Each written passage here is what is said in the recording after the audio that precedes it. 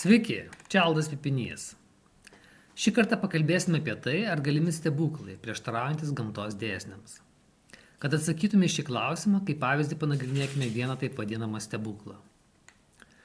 1953 metais Sirakūzuose, Italijoje, vedusios poros nave, stovinti mergelės Marijos statula, kaip buvo pranešta, pradėjo verkti. Kiek vėliau bažnyčia oficialiai pripažino tai stebuklu.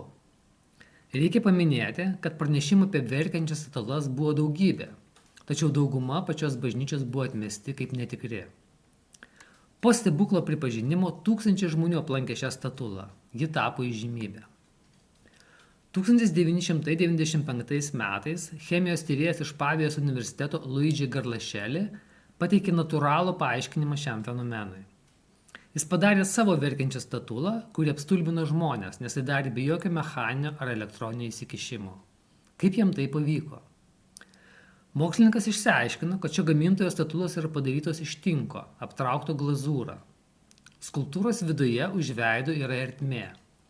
Jeigu įpilsime vandens į šią ertmę pro mažą skylutę viršuje, tinkas jį sugers, tačiau glazūra neleis vandenį ištekėti į išorę.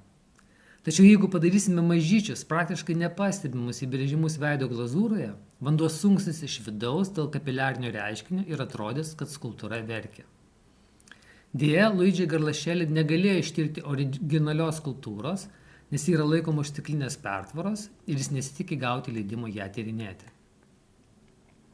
Ką mokslas sako apie stebuklų prieštaraujančių gamtos dėsniams galimybę? Iki šiuolaikinio mokslo atsiradimo daugybė reiškinių atrodė kaip stebuklas. Žaibas ir griaustinis, vaivorykštė, žemės drebėjimas, ugnikalnio išsiveržimas, uraganas, saulės užtemimas. Šie reiškiniai buvo nesuprantami, daugelis jų pavojingi, todėl įkvėpdavo baimingą žmonių pagarbą jėgoms, kurios tai sukeldavo. Tos jėgos buvo vadinamos įvairiais dievais. Izaokas Niutonas vienas pirmųjų parodė, kad pasaulis yra valdomas gamtos dėsnių. Tiesa, jis manė, kad vien jų neužtenka, kartais reikalingas ir dieviškasis įsikišimas. Pavyzdžiui, jis manė, kad laikui bėgant planetų orbitos turėtų tapti nestabilios ir joms atstatyti reikalingas įsikišimas iš šalies. Vėliau ši jo nuomonė buvo kitų mokslininkų paneigta. Kuo toliau mokslas vystėsi, kuo daugiau paslapčių išaiškino, tuo labiau stiprėjo supratimas, kad viskas visatoje vyksta pagal griežtus ir bejausmis gamtos dėsnius. Nebuvo pastebėta nei vieno atvejo, kad jie neveiktų. Jeigu kažkokio fenomeno nebuvo galima paaiškinti, tai reiškia, kad trūksta žinių arba kad mūsų teorijos nėra pakankamai tikslios bei išbaigtos ir reikia naujų. Taip, pavyzdžiui, atsirado Einšteino reliatyvumo teorija. Ji tiksliau paaiškino pasaulį negu Niutono dėsniai. Tačiau ji nereiškia, kaip kartais manoma, kad Niutono teorija buvo klaidinga. Pastaroji puikiai veikia ir veikia mums įprastinėmis sąlygomis, kai gravitacija ir greičiai yra nedideli. Tačiau kai pastarieji yra dideli, Niutono teorija pateikia netikslius rezultatus ir reikia taikyti Einšteino reliatyvumo teoriją. Tačiau nėra buvę, kad kažkuris gamtos dėsnis nustotų galioję savo taikymo srityje. Kaip pavyzdį paimkime gravitaciją. Ji veikia visada. Ar mes eitume, ar liptume laiptais, ar gulėtume lovoje, ar važiuotume automobiliu. Galime to būti tikri, nes jeigu gravitacija bent trumpam nustotų veikti, mes pakiltume nuo Žemės, atmosfera išsisklaidytų į kosmosą, pati Žemė suirtų, o Saulė išsisklaidytų.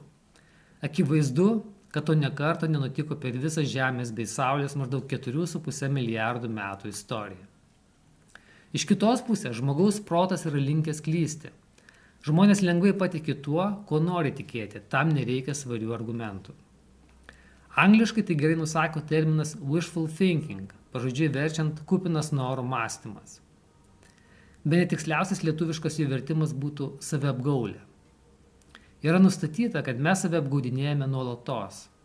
Tyrimai rodo, kad dauguma žmonių save laiko geresniais nei vidutiniai vairuotojais, geresniais nei vidutiniai tėvais ir taip toliau. Tačiau dauguma negali būti aukščiau vidurkio, maždaug pusė turi būti ir žemiau, dėl toks vertinimas akivaizdžiai yra šališkas. Kaip yra pasakęs fizikas Sean Carroll, kai norime, kad kas nors būtų tiesa, kai įsitikinimas daro mus laimingus, štai tada turėtume bijoti. Stebuklai yra vienas tų dalykų, kuriais žmonės nori tikėti. Jeigu gamtos dėsniai veikia visada, nėra jokių išimčių, taigi ir stebuklų. Viską galima paaiškinti natūraliomis priežastimis. Daugybė taip vadinamų stebuklų vėliau buvo paaiškinti natūraliais gamtos reiškiniais. Iš kitos pusės, visa krikščionybės religija yra pagrįsta stebuklais. Lozoriaus prisikėlimu iš mirusiųjų, aklųjų ir raupsuotųjų gydymu, vaikščiojimu vandeniu, paties Jėzaus prisikėlimu iš mirusiųjų.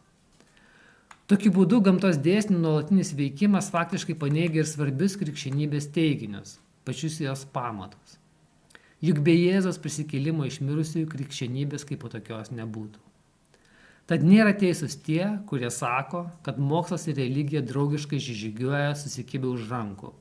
Iš tiesų mokslas kvestionuoja esminius religijos teiginius. Ačiū visiems žiūrėjusiems ir iki kito karto.